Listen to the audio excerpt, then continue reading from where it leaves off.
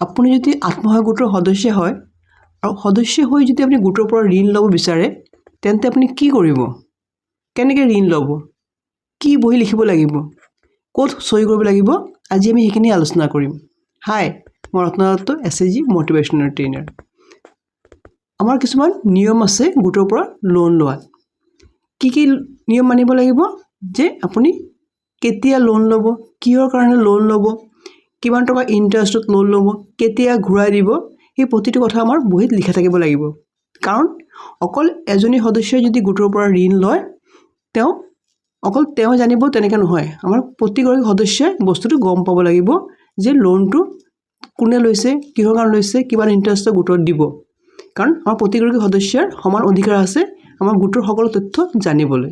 অকল president secretary বস্তুটো গম পালে তেওঁই ইণ্টাৰেষ্ট ল'লে, তেওঁই লোন দিলে, তেনেকৈ নহয়। লোন দিয়াৰ ক্ষেত্ৰতো আমাৰ কিছুমান নীতি নিয়ম মানিব লাগিব। কাৰণ এইকাৰণে আমাৰ কিছুমান বহি মেইনটেইন কৰিব লাগে। মোৰ এখন বেলেগ ভিডিঅ' বনোৱা আছে, আপুনি চাব। তাত মই কৈছোঁ যে কি বহি আমাৰ মেইনটেইন কৰিব লাগে। 8টামান বহি আমাৰ মেইনটেইন কৰিব লাগে। সেই বহিকেইটাৰ ভিতৰত ঋণৰ বহিও আছে। এই ঋণৰ বহি বনাবৰ কাৰণে আপোনালোকে এটা ফৰ্মেট এটা দেখাম। সেই ফৰ্মেট অনুযায়ী আপোনালোকে ঋণৰ বহিটো বনাব। তাত ধুনীয়াকৈ লিখিব পাৰিব যে কেতিয়া, কিহৰ কাৰণে লোনটো আপোনালোকে দিছে, কোনে লোন লৈছে। ঠিক আছে, ফৰ্মেটটো আপোনালোকে এনেকৈ চাওক। কি কৰিব লাগিব, ঋণৰ খতিয়ানৰ নমুনা এটা বহি বনাব লাগিব। ঠিক আছে, এনেকৈ ঘৰ বনাই ল'ব। ঘৰ বনাই লৈ পেলাই আমি কেইটামান পইণ্ট আমাৰ লিখিব লাগিব। 1 নম্বৰ আমাৰ চিৰিয়েল নম্বৰ লিখি পেলাই যোনগৰাকী সদস্যই ঋণটো লৈছে তেওঁৰ নামটো লিখিব লাগিব।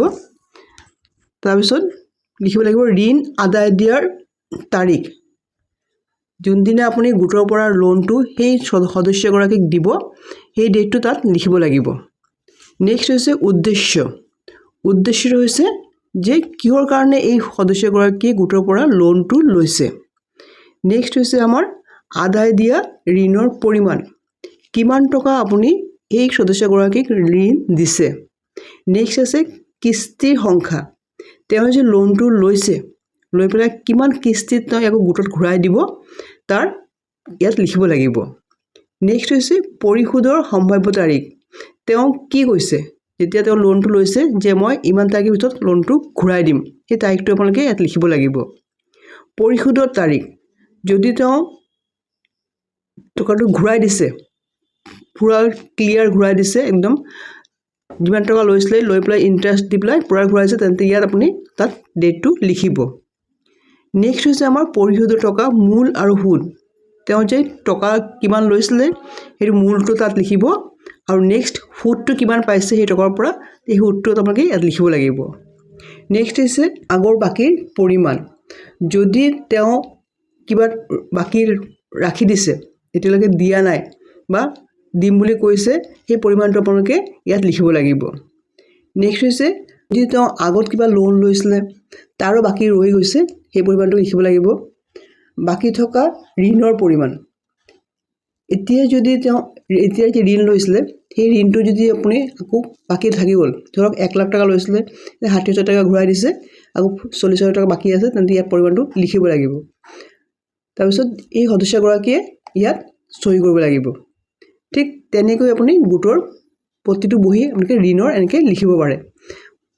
যদি এগৰাকী সদস্যই প্ৰথম ঘৰটো লিখিব, যদি 2 নম্বৰ কোনোবাই লৈছে তেন্তে 2 নম্বৰ ঘৰটো লিখিব, যদি 3 নম্বৰ ঘৰটো কিবা লৈছে তেন্তে 3 নম্বৰ ঘৰটো লিখিব। যদি আমি গোটৰ পৰা 5গৰাকী 6গৰাকী সদস্য এনেকৈ লয়, তেনেকৈ আপুনি চিৰিয়েল নম্বৰ দি পেলাই নামটো লিখিব, লিখি পেলাই তেনেকৈ আপুনি প্ৰতিটো বস্তু লিখি যাব। সেইটো আপোনালোকে ধুনীয়াকৈ লিখিব। এনেকৈ বহিটো লিখিলে কি হয়, আমাৰ প্ৰতিগৰাকী সদস্যই এই বস্তুটো গম পায় যে আমাৰ গোটৰ পৰা কিমান টকাৰ ঋণ গৈছে, কিমান টকা ইণ্টাৰেষ্ট আহি আছে, কিমান টকা এতিয়াও বাকী আছে পাবলগীয়া। গতিকে এইখন বহি চালেই আমি গম পাই যাম যে আমাৰ গোটৰ পৰা কেনেকৈ ইণ্টাৰেষ্ট আৰু লোন লেনদেন হৈ আছে। প্ৰতিগৰাকী সদস্যই এই বস্তুটো গম পাব লাগিব। অকল প্ৰেচিডেণ্ট ছেক্ৰেটাৰী লোনটো দিলে আৰু যোনে নিছে তেওঁ গম পালে তেনেকৈ কৰিলে নহ'ব। কাৰণ আমাৰ গোটৰ সকলো 10গৰাকী সদস্যৰ এইটো সমান অধিকাৰ আছে যে গোটৰ লেনদেন কেনেকৈ হৈ আছে, টকা কোনে লৈছে, কিমান দিনৰ কাৰণে লৈছে, কিমান টকা ইণ্টাৰেষ্ট দিব, কেতিয়া ঘূৰাই দিব, সেই প্ৰতিটো বস্তু জনাৰ অধিকাৰ আছে। গতিকে আপোনালোকে যেতিয়া ঋণ ল'ব তেতিয়া সকলো সদস্যক আগত ৰাখি তাৰ আগতে ঋণটো দিব, আৰু মান্থলি যেতিয়া টকাটো ঘূৰাই দিব সকলো সদস্যৰ আগতে টকাটো ঘূৰাই দিব অকল দুজনী তিনিজনী মাজতে টকাটো ঘূৰাই দিব তেনেকৈ নহয় কাৰণ 10 গৰাকী সদস্যই যেতিয়া গোটটো খুলিছে এই 10 গৰাকী সদস্যৰ গোটৰ সকলো তথ্য সকলো বস্তু জানিবলৈ এইটো তেওঁৰ সমান অধিকাৰ আছে আৰু এনেকৈ বহিটো লিখিলে আপোনালোকৰ সুবিধা হ'ব চেষ্টা কৰিব বহিটো এনেকৈ লিখিবলৈ তেতিয়া আপোনালোকৰ লোন দিওঁতেও সুবিধা হ'ব আৰু ইণ্টাৰেষ্ট বস্তুটো চাবলৈ সুবিধা হ'ব এনেকৈ বোলে বহিটো ঋণৰ বহিটো আপোনালোকে লিখি দিব বাকী কেতিয়া বহি কেনেকৈ লিখে তাৰ মোৰ বেলেগ ভিডিঅ' বনোৱা আছে আপোনালোকে চালে গম পাব যদি ভিডিঅ'টো ভাল লাগে লাইক শ্বেয়াৰ কৰিব এণ্ড ছাবস্ক্ৰাইব কৰিব ধন্যবাদ